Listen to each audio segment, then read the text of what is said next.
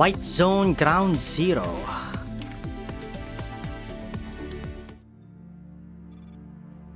Perimeter of the restricted area, White Zone. Tokarev and Kalina crouch behind a stretch of rubble, carefully observing the cordon of sight ahead. The entire area is sealed tight with temporary fencing and warning tape. A fully armed soldier stands guard every 30 meters.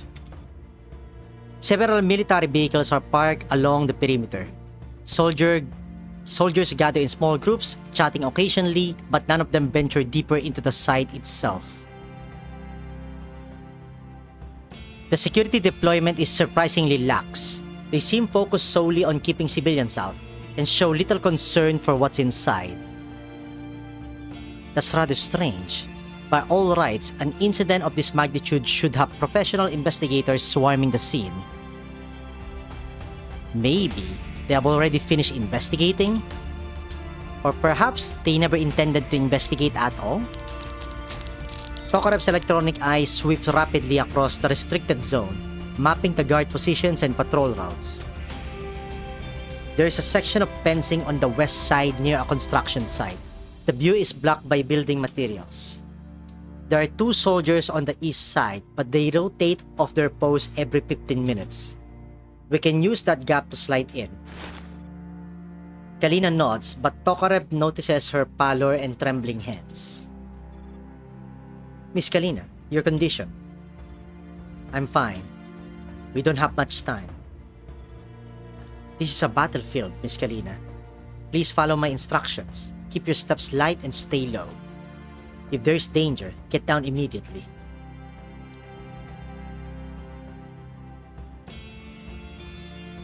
After successfully sleeping past the guards, Tokarev and Kalina finally reach the heart of the explosion site. Look, it's the commander's gate.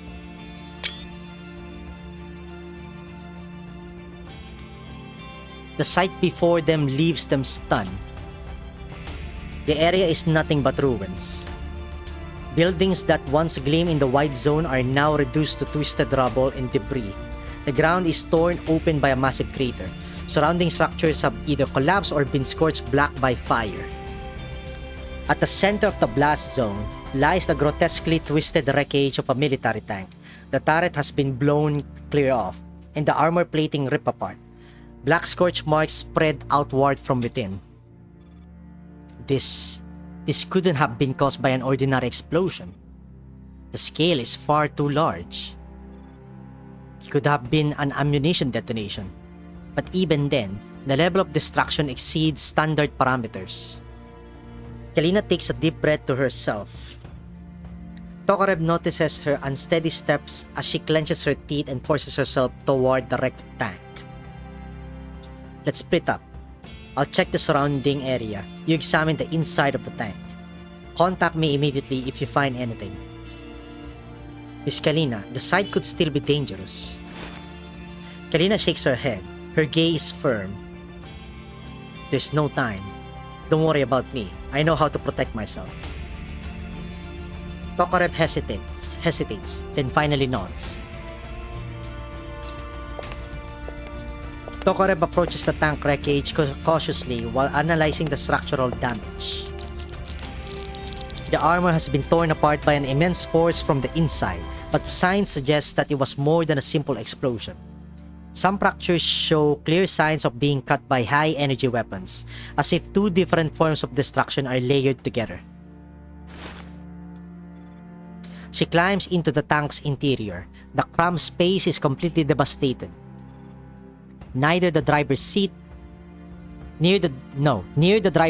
she spots several gleaming fragments, dull structural components. Tokarev picks one up and examines it closely. The fine circuitry and specialized alloys could only have belonged to a high-end tactical doll. So these are the remains of Dandelion mentioned in the news. But Miss Kalina said Dandelion's body was special. These parts here are sophisticated, yes, but there's nothing unusual about them. What troubles Tokarev more is that the fragments are simply left behind. Under standard military protocol, any doll remains should have been fully recovered, especially evidence tied to a so-called terrorist attack. It's almost as if they were deliberately left here to be found. She continues searching and soon discovers large amounts of dried blood on the tank's inner walls and seats. The splatter patterns indicate a blood loss of at least 2 liters, fatal without immediate medical intervention. Yet once again, something is off. There are no traces of human tissue. Why wasn't the scene properly cleaned? Why leave blood and dull fragments, but remove all biological remains? Questions pile up in Tokarev's neural cloud, but she finds no answer to any of them. She records everything carefully and prepares to leave the tank to report to Kalina. When her communicator crackles with Kalina's faint voice, "Tokarev, come here, quickly." Tokarev climbs out of the tank and follows the signal. She finds Kalina standing motionless near a pile of rubble about 50 meters away. Her body trembles as she stares at the collapsed wall before her. "Miss Kalina, did you find something?" Kalina doesn't answer. She simply raises a shaking hand and points at the wall. Tokarev looks in the direction. Hanging from the blackened wall is a torn jacket. A Griffin uniform jacket. Its cuffs and collar are shredded. The fabric soaked with blood and dust. Even in this condition, Tokarev recognizes it immediately. The commander's jacket. Kalina's breathing grows ragged. She staggers forward, reaching out with trembling fingers to touch the jacket. She carefully takes the jacket down and cradles it in her arms. The front is nearly saturated with dried blood, dark brown with oxidation. The sleeves are scorched, and one side has been ripped open by something sharp. This is the commander's... Miss Kalina, this alone doesn't...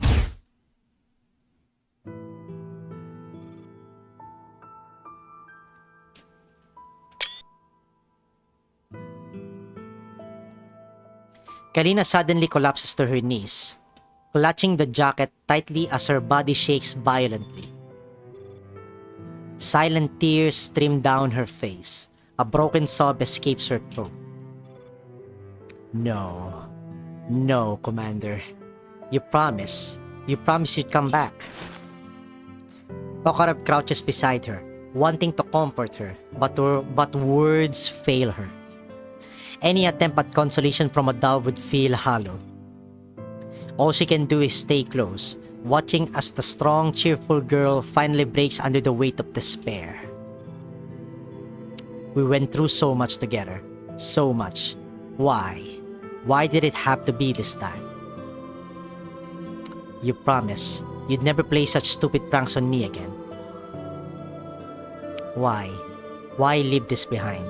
Are they trying to tell me that the commander really... Her voice fades and her eyes lose focus. Tokarev immediately senses something wrong and catches Kalina as her body slumps forward. Miss Kalina. Kalina's eyelids flutter shut. Her lips tremble as if she wants to speak, but no words come. Her body goes limp as her consciousness slips away. Her fingers still clenched tightly around the blood-stained jacket. Tokarev quickly checks her vitals. Her pulse is weak but stable. Her breathing is rapid and her face looks deadly pale. Preliminary diagnosis: severe exhaustion combined with psychological shock, resulting in temporary collapse. Carefully, Tokarev lifts Kalina into her arms and looks once more over the devastated ruins. In the distance, soldiers outside the restricted zone seem to have noticed something and begin moving in their direction. Hang in there, Miss Kalina. I'm getting you out of here. Kalina is still gripping the uniform jacket. Carrying her unconscious companion, Tokarev slips silently into the shadows of the ruins, disappearing from sight.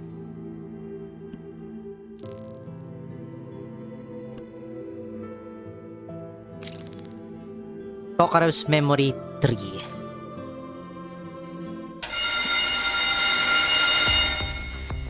The shrill ring of an alarm slices through the silence of the training ground. After a brief moment of surprise, the dolls snap into formation. Tokarev stands in the ranks and sees the commander and Miss Kalina approaching at a brisk pace. The expression's grim. We have an emergency mission. All combat-ready dolls be fully equipped in 15 minutes. Assemble in the forecourt. The training grounds erupt into activity at once. Since the commander's arrival at the Section 9 base, they have already completed several operations to eliminate small Sangbis Ferry forces. The very first of these operations took place when the commander had only just finished training. In every engagement, the commander has demonstrated exceptional tactical ability, consistently completing missions with minimal losses. Tokarev quickly checks her weapons systems while listening to the low murmurs around her. Another swift mission, Sangbis activities have been pretty frequent lately. I hear this one's different. It's a rescue. A rescue? Who needs rescuing? Oh, could it be Scorpion? I heard she was attacked by a Sangbis ringleader. Tokarev glances toward the commander speaking with Kalina nearby, sensing a tension unlike anything before. Forecourt, Griffin Base in Area Section 9. 30 minutes later, several armored vehicles are ready to go. On the landing pad, helicopter rotors spin up one after another. The commander stands before the assembled dolls, the expression more severe than Tokarev has ever seen. This mission is different from our previous operations. We have received an urgent order from above to rescue a special tactical doll trapped in Sangbis Ferry controlled territory. Her codename is N4A1. A ripple of quiet conversation spreads throughout the ranks.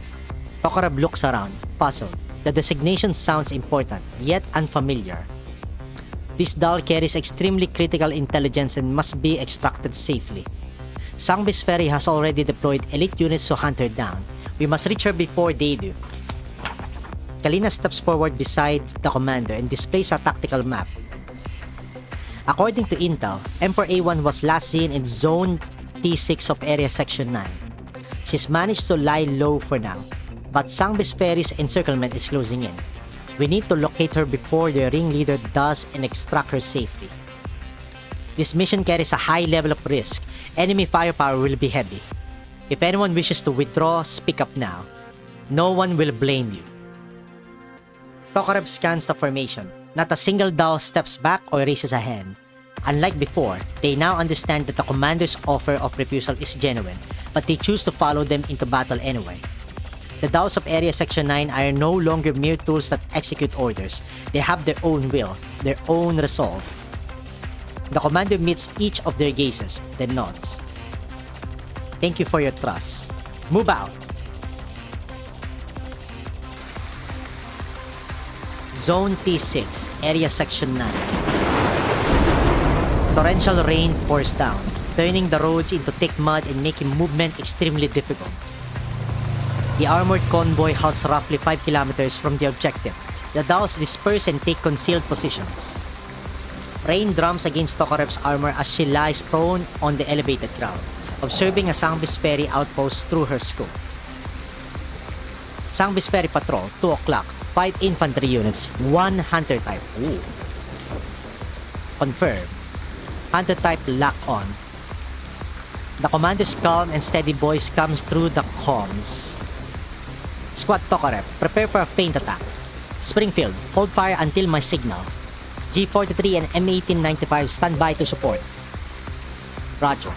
Ready for feint attack. Tokarev's neural cloud kicks into high gear as she calculates the optimal attack vectors and fire distribution. For some reason, she feels an unfamiliar surge of exhilaration. This operation isn't about eliminating enemies, but rescuing a comrade. It just hits different. Go!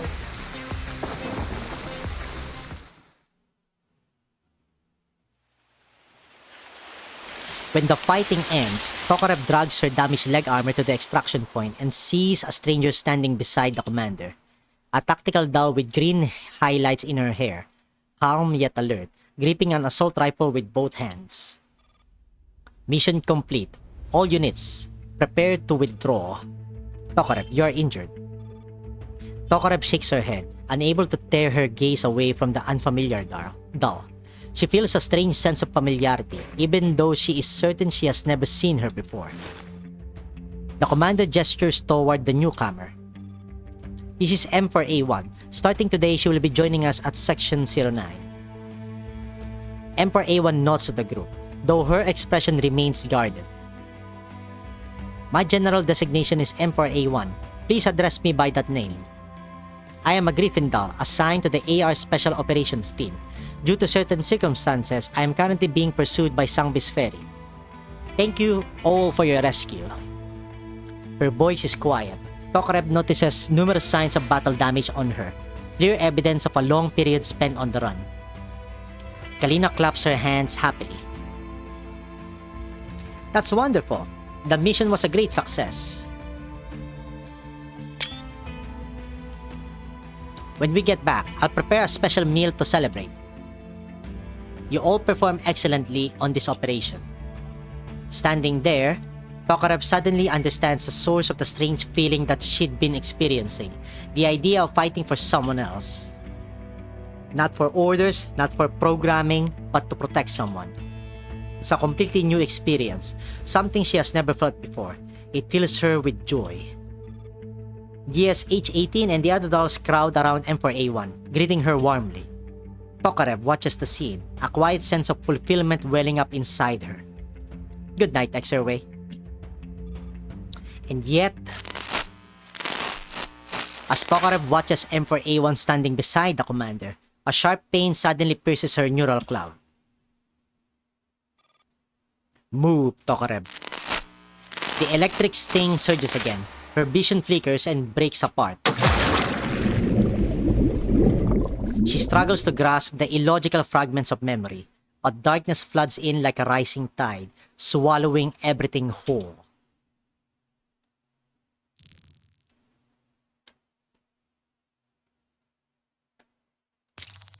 White Zone Hospital.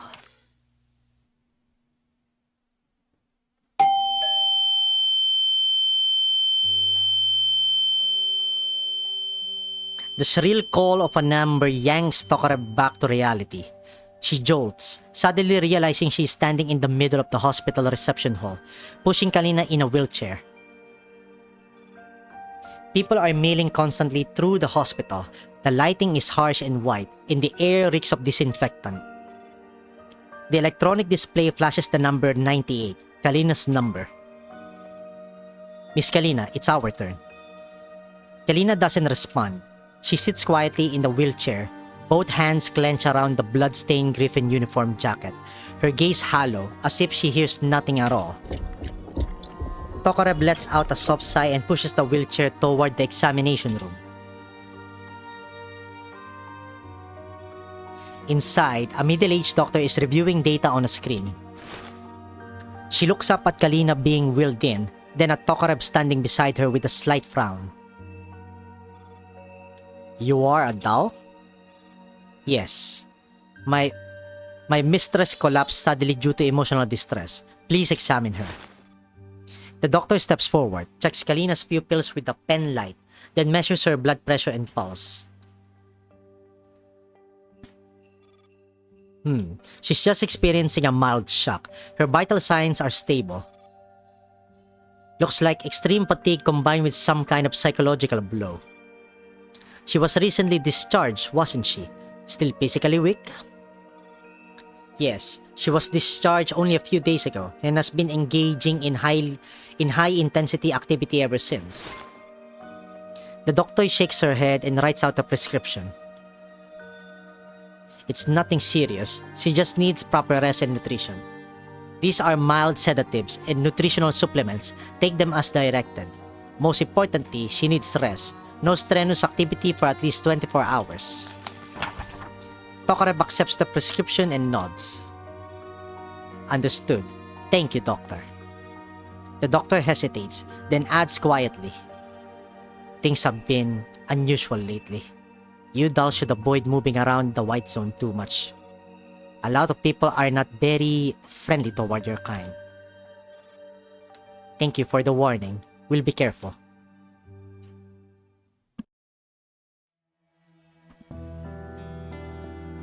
After leaving the hospital, Tokarev brings Kalina to one of the few surviving restaurants.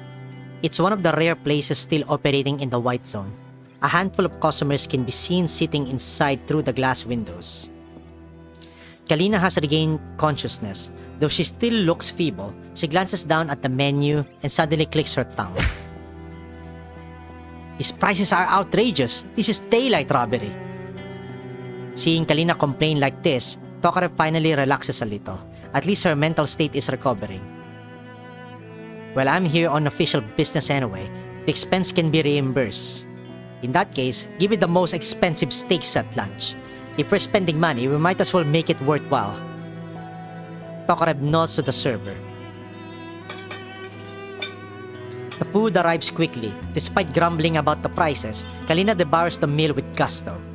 She's clearly been starving. Miss Kalina, are you feeling better? Kalina swallows a bite of steak and nods. Yeah, I was just exhausted, and seeing the jacket hit me hard. It brought back a lot of memories. Her gaze drifts to the jacket resting beside her, and her expression darkens again. But now that I have thought about it, I realize it's not something worth despairing over. I already knew the truth. It's just an extra jacket, which doesn't prove anything. Yes, I agree. I also made some discoveries when investigating the site. I believe the commander is definitely not dead. Inside the tank wreckage, I did find a large amount of human blood, but no human tissue, and no signs that a body was ever present.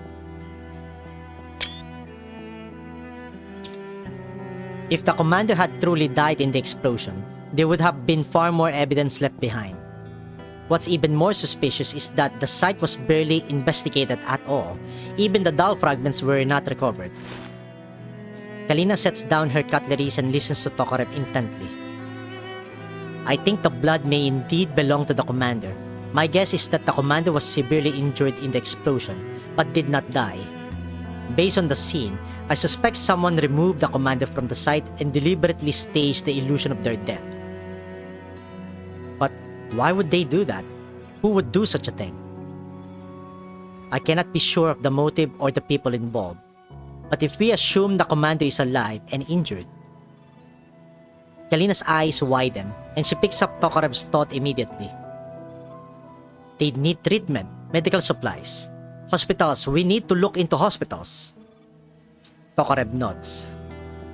The commander is currently missing. If even the authorities cannot locate them, they certainly wouldn't have gone to a hospital under their own name. However, medical supplies are strictly controlled. Without hospitals, it would be extremely difficult to obtain sufficient medicine and equipment. If we track the flow of medical supplies, there should be leads. The problem is, including the one we just visited, there are many medical facilities in the White Zone. Finding specific information won't be easy. Determination blazes in Kalina's eyes. Then we investigate all of them. Hospitals, pharmacies, clinics, any place that could provide medical supplies. If the commander is still alive, there will be traces. She stands up, then immediately sways as her legs threaten to buckle. Tokarev catches her in time. Miss Kalina, you need rest. The doctor said no strenuous activities for at least 24 hours. Kalina shakes her head. No, we don't have that much time. If the commander really is alive, they might need help right now.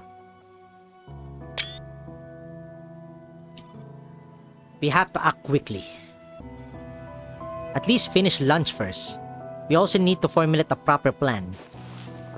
Kalina hesitates, then sits back down and picks up her cutleries again. This time, she eats not with frantic hunger, but with clear intention to restore her strength in preparation for what comes next. Tokarev, thank you. Tokarev's electronic eyes flicker softly. The commander never gave up on us. We won't give up on the commander either. Outside the window, the sky remains overcast and gloomy. White Zone Central Hospital.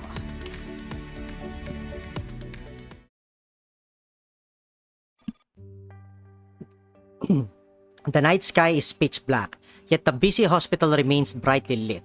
Several doctors move through the corridors with furrowed brows, arguing heatedly. Their voices are sharp with the manic edge and anxiety born of exhaustion. The general ward is already overflowing. Some patients lie on simple wheeled stretchers, pushed against the side of hallways by nurses too tired to do more than keeping them stable. A logistics team forces its way through the crowded corridor. Pushing carts piled high with supplies, they unlock a partition door at the end of the hallway and begin transferring the cargo into the corridor leading to the special ward. Seizing the moment while the supplies are being arranged, a waist-high cardboard box splits open from within as the packing tape is sliced cleanly apart. Tokarev pokes her head out, flips lightly to the floor, and slips into the blind spot of the security cameras, melting into the darkness. The sound of wheels rolling resumes. Once the logistics crew leaves, Tokarev moves soundlessly through the shadows until she stops before a door, completely unnoticed by the rigid infrared cameras. Miss Kalina, I have approached the target according to plan. Acknowledge. Proceed carefully. Do not expose your identity. Understood. Tokarev pries open the lock and pushes against the heavy iron door. The door protests loudly, the sound echoing through the silent corridor. Tokarev immediately holds it steady, waiting until the ripples of noise fade from the air.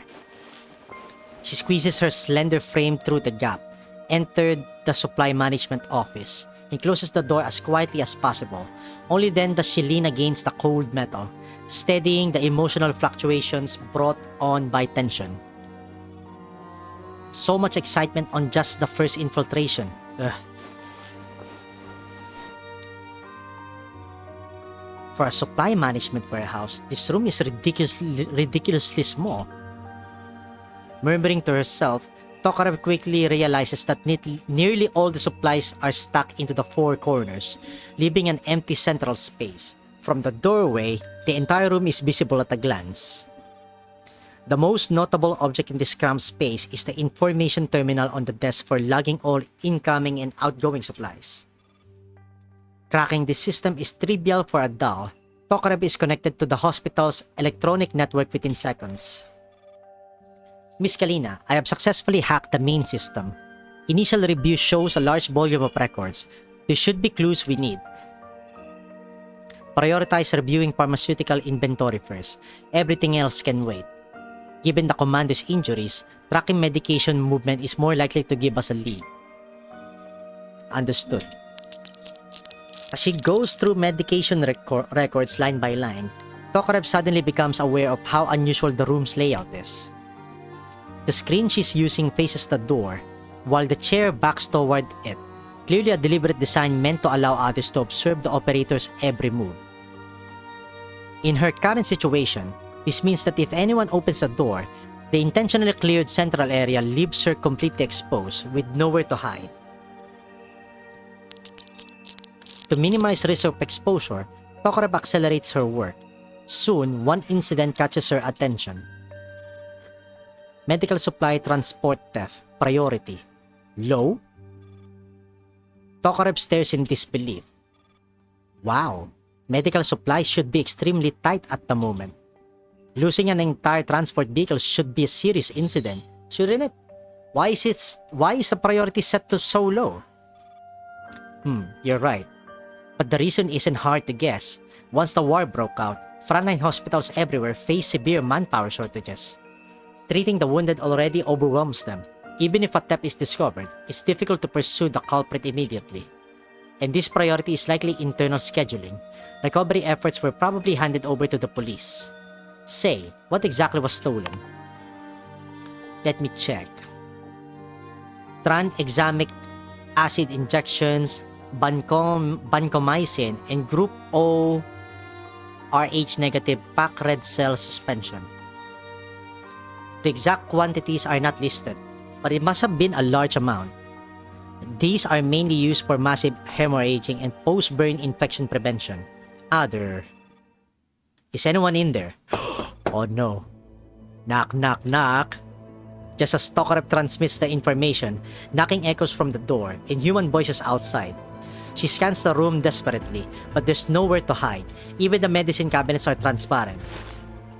She turns around and realizes there are no windows, no ventilation ducts either. It's probably empty inside. Just use the key and open it. Patients are still waiting.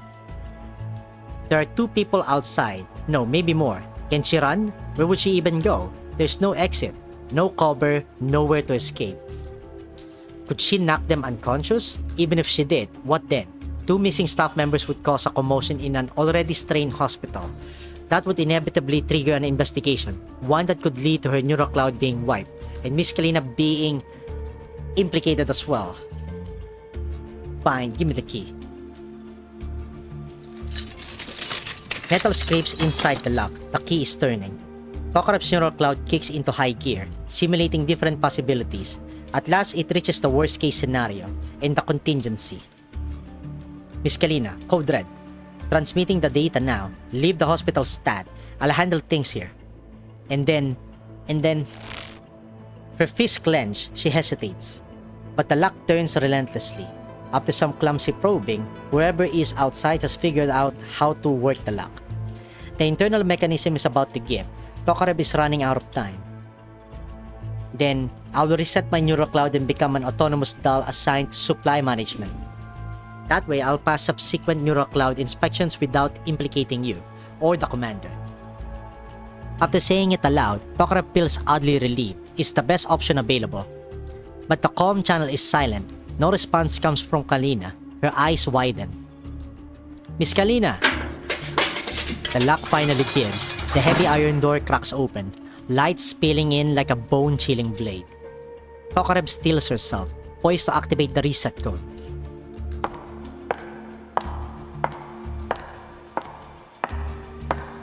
The sound of high heels approaches from down the corridor. One more person won't change anything. The result is the same either way. Just before she commits, a familiar voice cuts through the air. What are you 2 doing here? Damn. Entry to the supply management department requires authorization. Do you have the proper paperwork? Miss Kalina, why are you here? Tokarev stares at the doorway, stunned. Kalina makes no reply, continuing instead to confront the people outside. Administrator? We were just...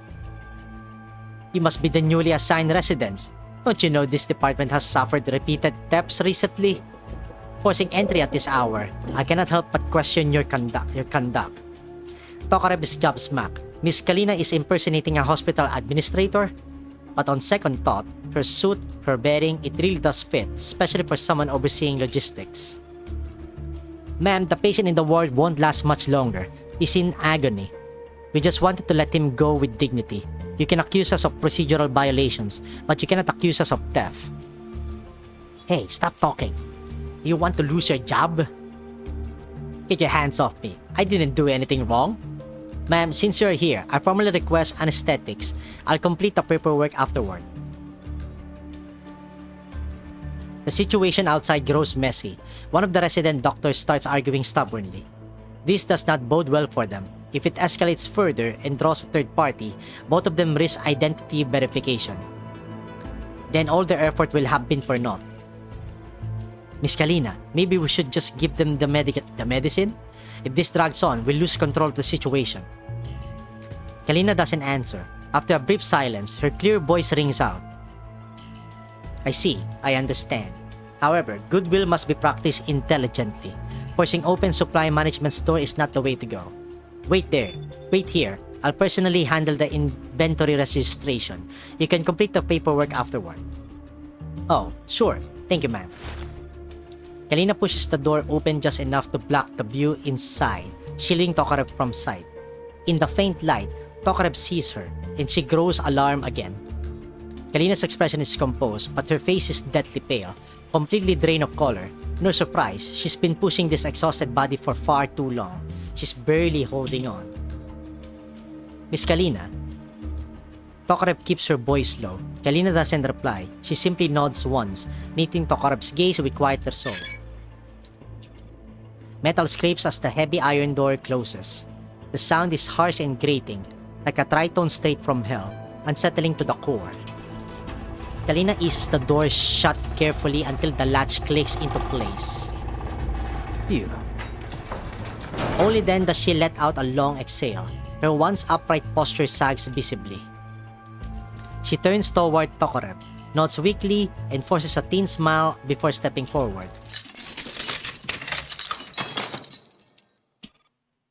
At that precise moment, Tokarev suddenly hears a sharp snapping around. She jerks her head up. When she forced the heavy iron door earlier, she seemed to have torn a hinge loose. Now it is tipping toward Kalina. Oh no. There's no time to warn Kalina. The broken hinge has given way completely. The door crashes down toward her back. Damn it. Tokarev instantly disconnects from the terminal and lunges toward her with all her strength. Tank.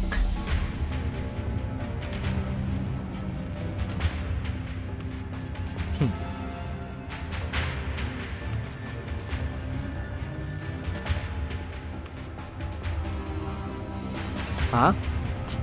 Kalina snaps back to her senses and sees Tokarev using her own frame to block the collapsing iron door. She gasps in delayed shock. Tokarev, are you alright? Hehe, piece of cake. The only problem is we cannot make any more noise right now. Miss Kalina, please step back a little. I need to set it down gently. Ugh. At the worst possible moment, that familiar stab of pain surges up from deep within her neural cloud. Tokarev's strength buckles in an instant, and the iron door on her shoulder suddenly feels like less metal. Feels less like metal and more like the crushing weight of the situation itself, pinning her down. Tokarev, what's wrong? My neural cloud. She no longer has the strength to answer. Seeing how bad it is, Kalina tries to help lift the door, but her frail body fails her just as badly. Ma'am, are you okay in there? What happened? The resident doctors inquire from outside the door. They clearly haven't realized what's actually going on, only that they heard some noise. Tokarev clenches her teeth and shakes her head slightly at Kalina. Kalina understands at once. She steadies her breathing and forces her voice to sound normal. It's nothing, I just trip a little. No need to worry. Oh, okay. Just call if you need anything. The voices outside fall silent. Tokarev feels her strength continuing to drain.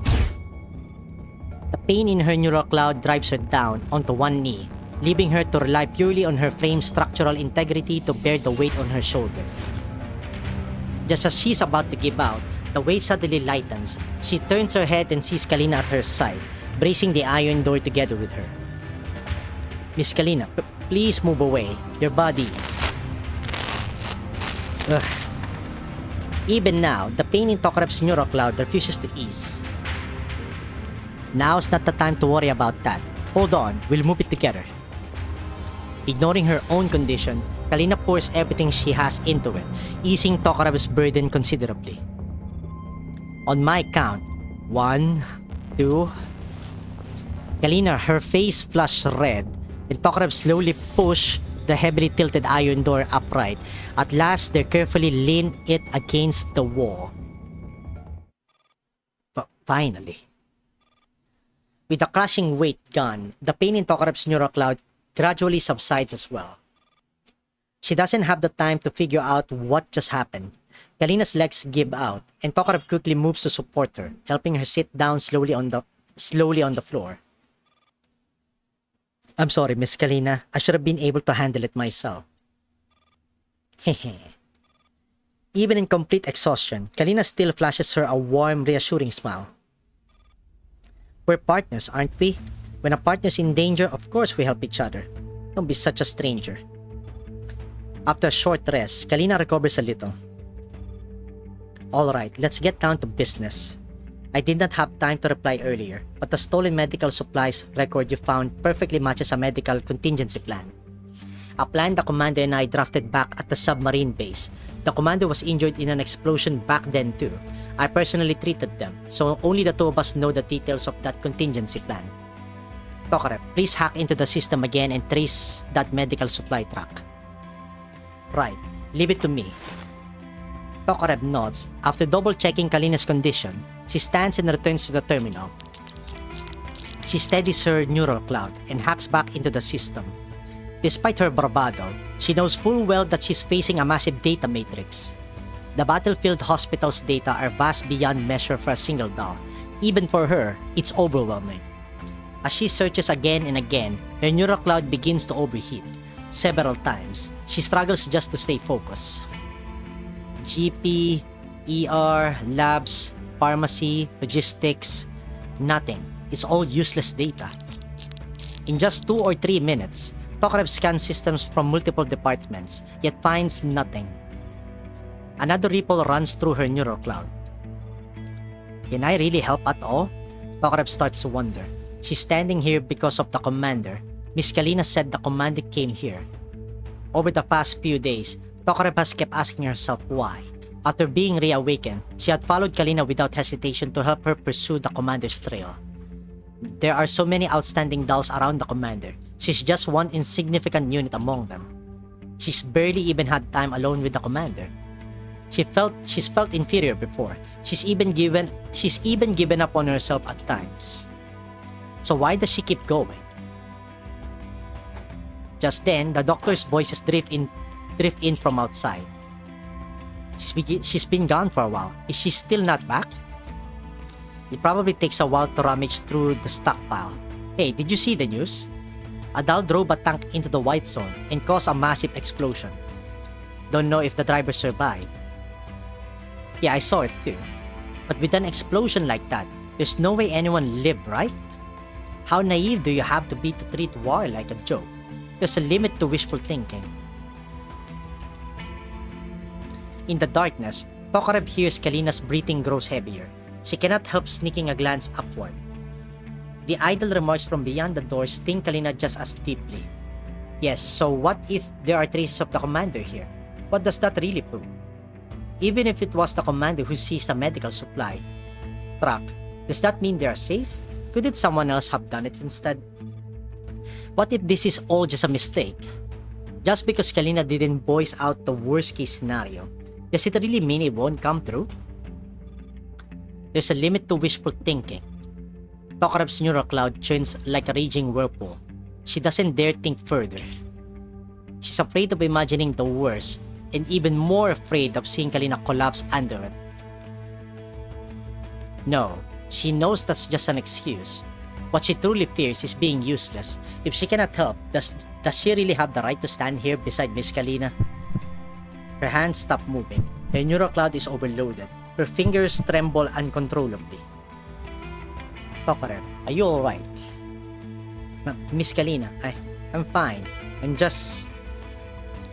It's okay, Tokarev. Don't put so much pressure on yourself. I know hacking the system isn't easy.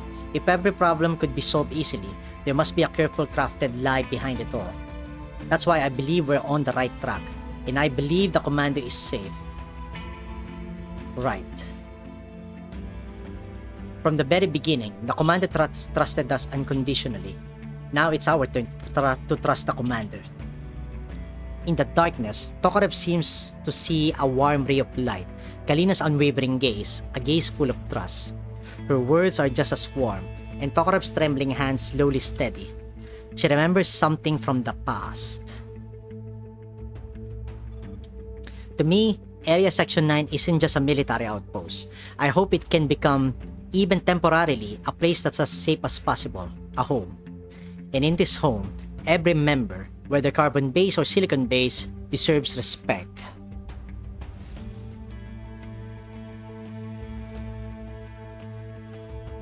So this was never wishful thinking, nor about whether or not she's worthy. It's people like the commander who gives dolls like her a place that they can call home. Rank and status never mattered, nor did one's strength or weakness. Before anyone could even ask who deserved to stand beside the commander already transcended that question by granting every doll the same respect. Before the commander and Miss Kalina came to Section 09, Tokarev had always thought such ideas were silly delusions. But after they arrived, those so-called delusions became something real, something she could reach out and touch. And so, what she needs to do becomes crystal clear. With that realization, her neural cloud gradually stabilizes. I understand, Miss Kalina. Thank you. I know what I have to do. Great. You've got this. It will be fine. Tokarev's hands return to the keyboard as she launches another assault on the vast information matrix.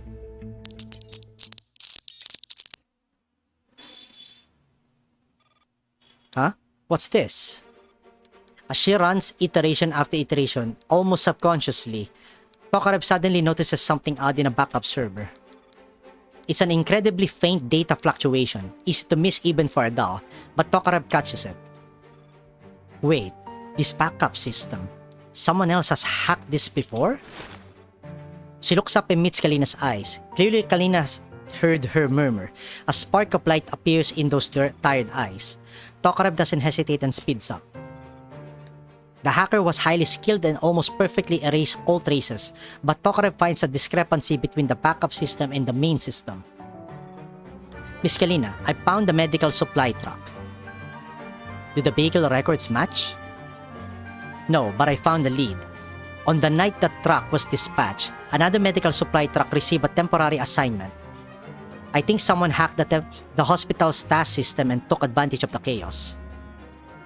Drug consumption of the front lines is intense, so nighttime resupply runs are not unusual. Multiple dispatches could simply be routine and not necessarily the work of a hacker. We need to keep a cool head in urgent situations, Tokarev. Yes, you're right. The dispatch itself isn't the issue, but if there was no hacking, there'd be no reason for this record to be deleted from the main system. A normal assignment wouldn't exist only in the backup data. And don't you think the act of deleting it is strange in itself? You mean...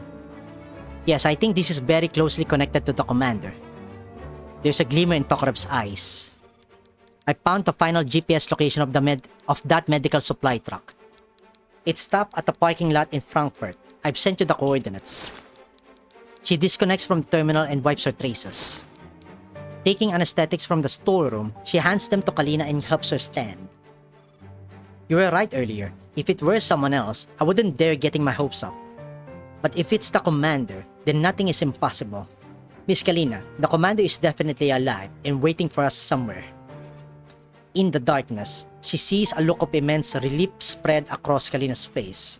That radiant smile reminds Tokarev of the afternoon when the commander and Kalina invited everyone to install gastral modules.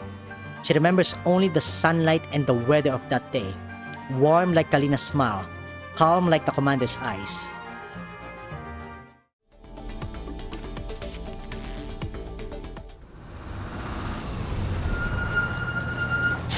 At the assembly point, more and more artillery and armored vehicles roll onto the training ground. Passing this close to them, the vibrations coming up through the ground are enough to set anyone on edge. Yet the petite doll's mind is nowhere near the field. GRMG-23, you're drifting out of formation. Huh? Sorry. GRMG-23 jumps at her name and immediately hides her hands behind her back. What's that? What are you hiding? Shh. GRMG-23 glances left and right and then pulls out a small object from behind her. A straw woven little bunny? That's adorable. I did not know you could make things like this. It's nothing fancy. But after this operation is over and we wipe out Sangbis Ferry, I want to give it to the commander at the celebration banquet. You mustn't tell the commander directly, okay? So that's what it is. Don't worry. Hehehe. But still, will the commander like it? What if it's too childish? I cannot say for other humans, but our commander will definitely like it. So... what are you two talking about? The commander? GRMG-23 hurriedly hides the bunny again. At the same time, Tokarev instinctively steps in front of her. Why are you both so tense? What's going on with GRMG-23? I'm fine. There's absolutely nothing here, and we were not talking about straw. Hey, don't blurt out yourself. At Tokarev's reminder, GRMG-23 quickly clams her mouth shut. If it's nothing, then hurry and join the other squads. This operation only requires coordination with the army, but we still have to give it everything we've got.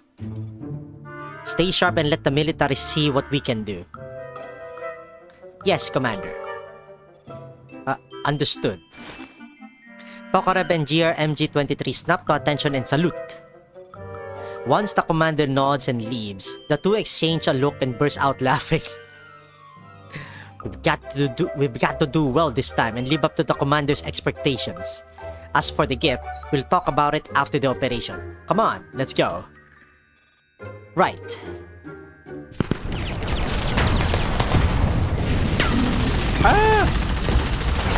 Quick, get to cover. Move! Command center! Command center! We're under SF fire! At command center, do you copy? No, it's not Sangbis Ferry. It's friendly forces. We're under friendly... Oh, continuing turbulence.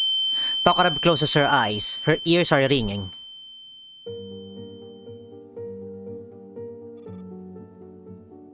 When she opens them again, she is no longer at the exercise field. The training ground, the drill, the sudden betrayal. That day, for the first time, we tasted what it meant to be betrayed. We had known human indifference, the commander's kindness in that moment. We also learned of human malice.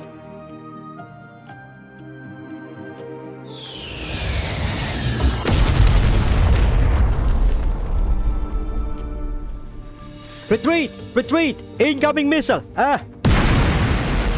Boom!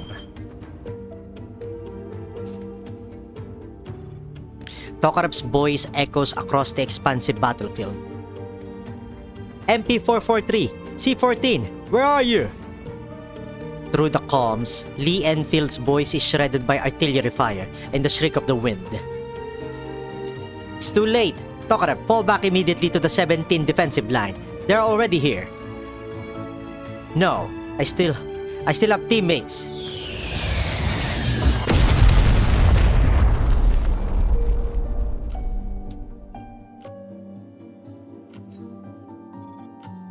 Paldiski Submarine Base, a living illustration of the human idiom, a mantis trying to stop a chariot. We were crushed like garbage on the desolate battlefield. Tragically, I don't even remember the moment I was destroyed. Because no one ever recovered my remains from the field. 0 meters from the damaged power conduit, Tokarev rushes to repair the severed power lines with trembling hands.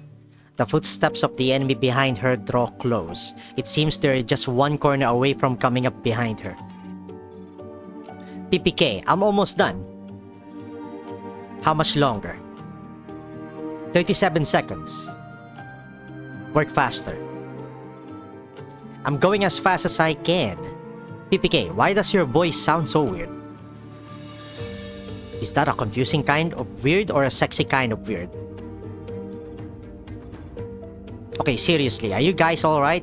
It feels like I haven't heard from Ribeiroles and MP443 in a while. What? Are you so sick of hearing my voice? No, good thing you have been talking to me all this time. Otherwise, I'd probably have broken down by now. I'm sorry. Huh? This is as far as I can go with you. PPK, what happened to you? The power conduit is repaired and the power comes back on. Run, Tokarev. Run and don't look back. PPK? What the hell was that about? Do not go gentle into that good night. Old age should burn and rave at close of day. Rage. Rage against the dying of the light.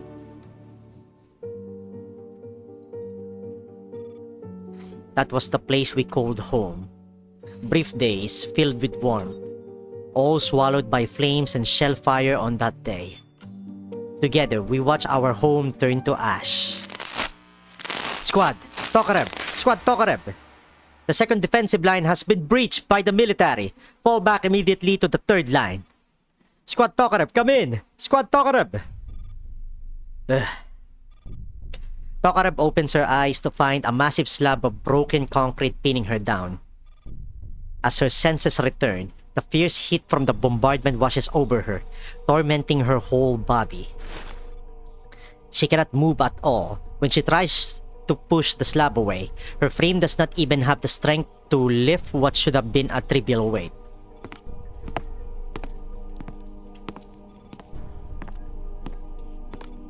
Hearing footsteps approaching, Tokarev immediately stops moving. Then she feels someone pushing the slab off her. She tightens her grip on her gun.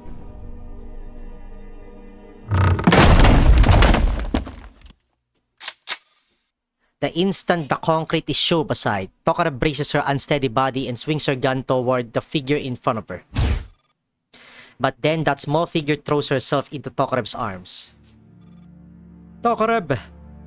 Thank goodness you're okay. Thank goodness.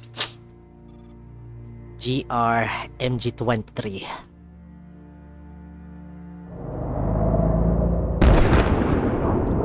Just 2 more kilometers and we'll reach the 3rd defensive line. Some of our comrades are still there. I can still pick up their signals. Tokarev's thoughts drift back and forth between illusion and memory. She sees medical dolls running past her, stretchers carrying shattered comrades, long trails of repair fluid smeared across the ground. She hears again the thunder of the submarine base explosion, dolls hurled into pitch black water by the shockwave, their bodies twisting and breaking under pressure. She can almost smell the acrid stench of burning at the Griffin base, see her comrades calling out names of the missing amid the ruins, again and again. Tokarev looks ahead, as far as her vision reaches. Everything is scorched earth. Across the blackened ground lie ruined doll frames impossible to identify, along with countless severed limbs still sparking with electricity. So this is the might of the military? How? How could they? It was supposed to be a drill, but they did this to us. It's impossible to tell if the commander is in danger right now. No, we must have faith in the commander. Right, you're absolutely right. GR-MG-23 forces a faint smile at Tokarev. Oh, there are comrades holding out in that ruin ahead. I just received an encrypted transmission from them. Let's head there first and regroup with them. Following the signal, the 2 of them enter the partially intact ruins before them.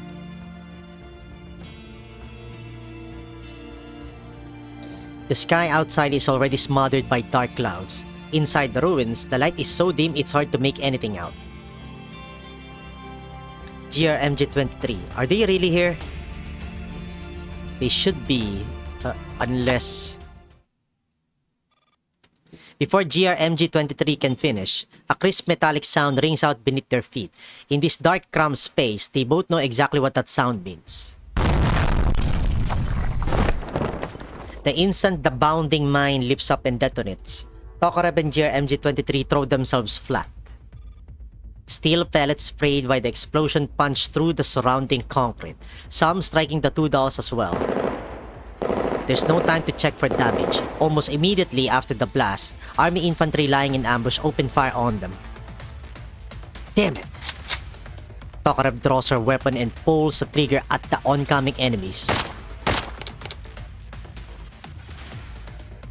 After the brutal fighting earlier, her ammunition runs out after just 2 shots. Worse still, both rounds slam into the enemy's ballistic vest at the waist. The impact makes him stumble back a step, but he quickly raises his rifle and aims at Tokarev.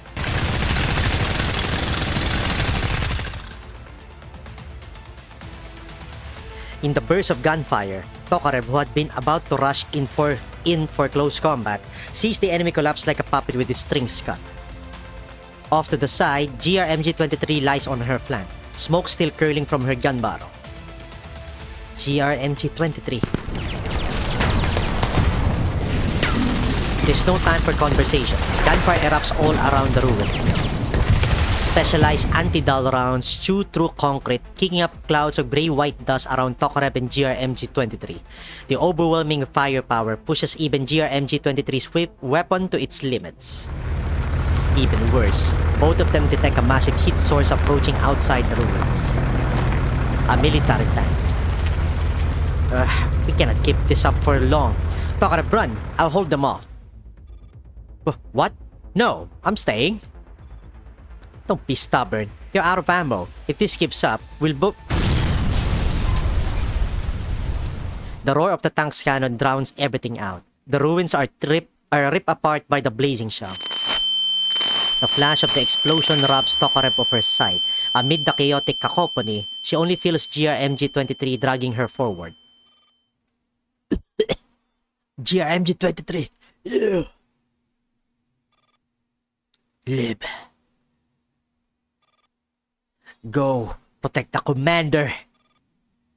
Through the scrambled interference in the comms channel, Tokarev vaguely hears those words. Then the tank roars again as a second shell comes screaming in.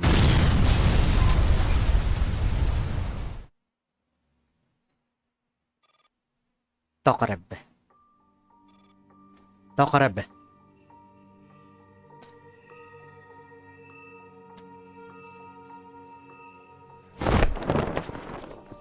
GRMG-23!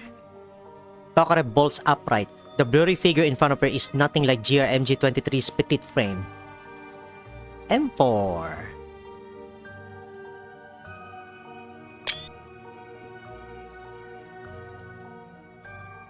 M4? M4 doesn't answer. She steps closer and places something into Tokarev's hand. It's a straw-woven bunny, burned halfway through. It's as if I'm living a nightmare. What if this really is just a dream? Huh? Tokarev. But did she inject the paraplu virus? Do you regret choosing to fight for the commander?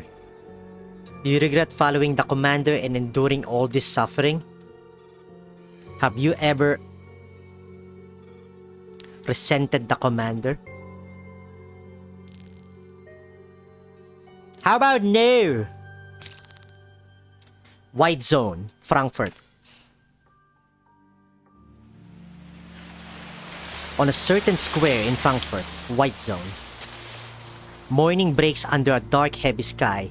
Beneath thick storm clouds, a shattered square is packed with families who have come to mourn. Simple memorial stones have already been erected, each carefully engraved with the names of the dead.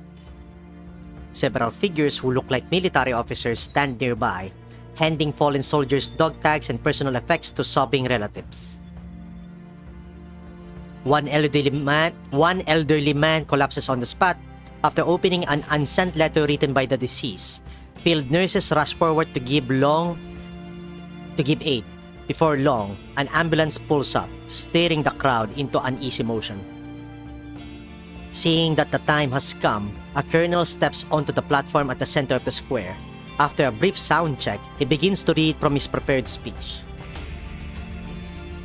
Today, we gather here not only to commemorate the great warriors who fought to their final breath in Frankfurt, but also to remember the civilians whose lives were taken by the flames of this cruel war.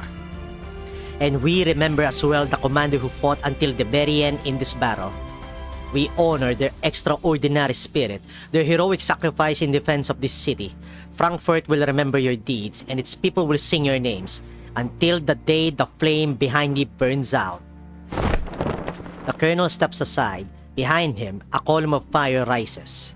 It is an eternal flame, fed continuously by natural gas lines, impossible to extinguish with water, never allowed to go out. A hero's flame, burning on as long as humanity itself still draws breath. Frankfurt stands with you. Amen. Amen. Among the crowd, only one woman wrapped in a cloak, her face hidden, does not join the prayer. She feels no sorrow, only seething anger. Her shoulders tremble as she clenches her teeth. These people are spouting nothing but lies. They haven't even found the body, and they have the audacity to feed us such nonsense.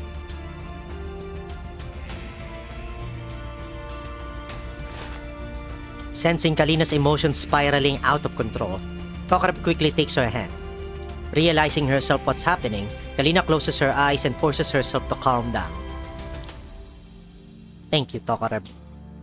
Let's go.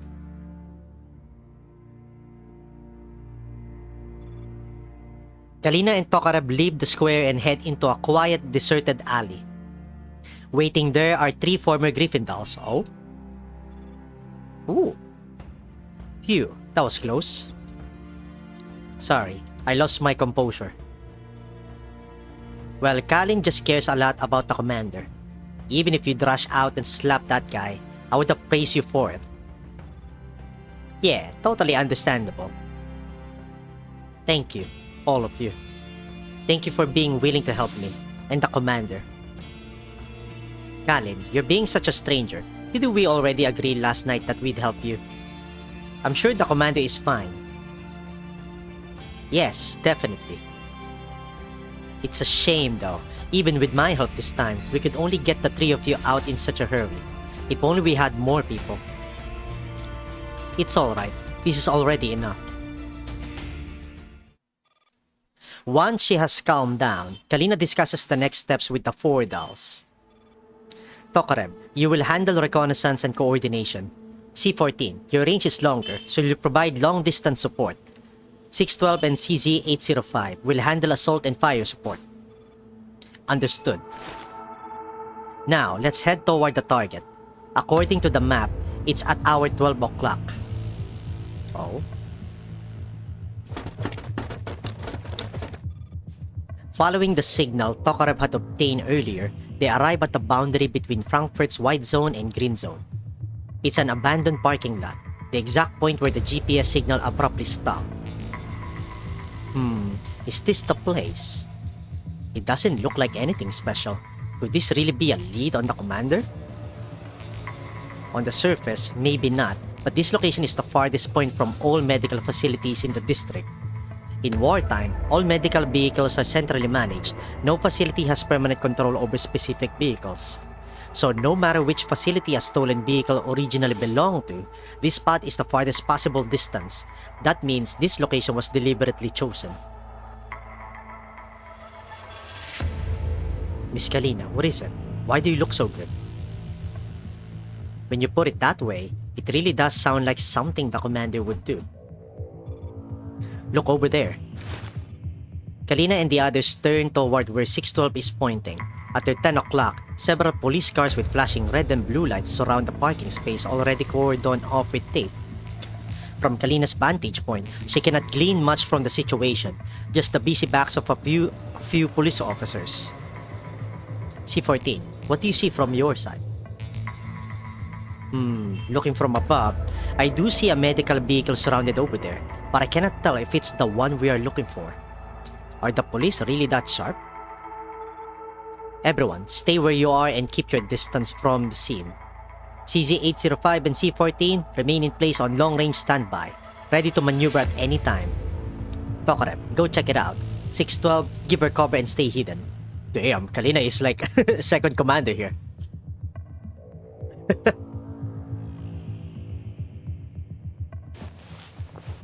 Everyone moves according to Kalina's instructions. Tokarev advances carefully, while Kalina waits patiently for intelligence, ready to respond to any sudden developments. Tokarev moves lightly, making no sound until she slips into position atop a low building, close enough yet difficult to detect. That's strange. What is it, Tokarev? The police are still investigating. They just arrived not long ago, about the same time as we did, and they actually know less than we do. It looks like they just received a call from a passerby and came to check it out. The channel falls silent for so long that Tokarev starts to wonder if the connection is broken. Just as she's about to check the connection status, Kalina's voice comes through. Let's go. The police won't find anything. If the commander wants to hide, they won't leave any traces. This is probably just a decoy. The real clues won't be here. Everyone, split up. The commander should have left other clues nearby. Prioritize searching while avoiding the police. Understood.